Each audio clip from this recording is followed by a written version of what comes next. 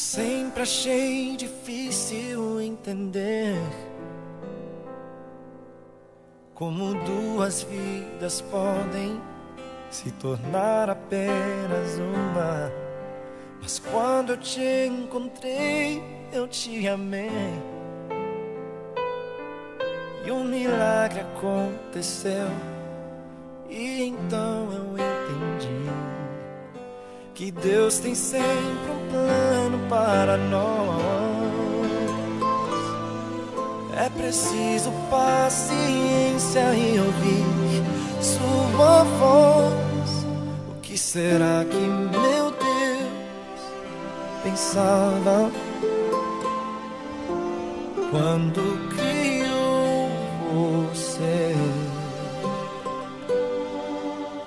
Acho que ele estava pensando em mim, porque me deu mais do que sonhei.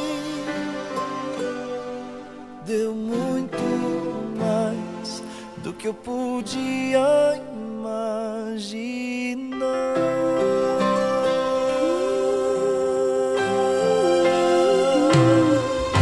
Prometo que ao seu lado eu vou estar. Nas horas mais difíceis eu contigo vou chorar. E onde quer que a vida te levar,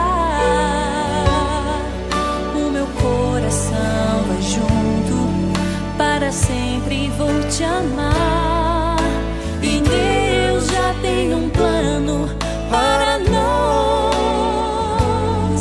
É preciso paciência, ouvir sua voz. Que será que meu Deus pensava quando criou você? Acho que ele estava pensando em mim, porque me deu mais do que sonhei. Deu muito mais do que eu podia imaginar.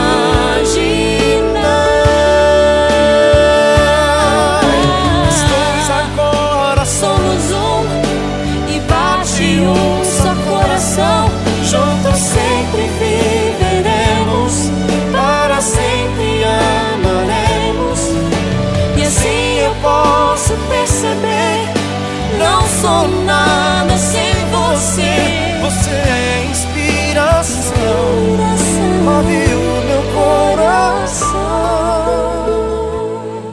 O que será que meu Deus pensava quando criou você? Acho que ele estava pensando em mim, porque me deu mais do que sonhei.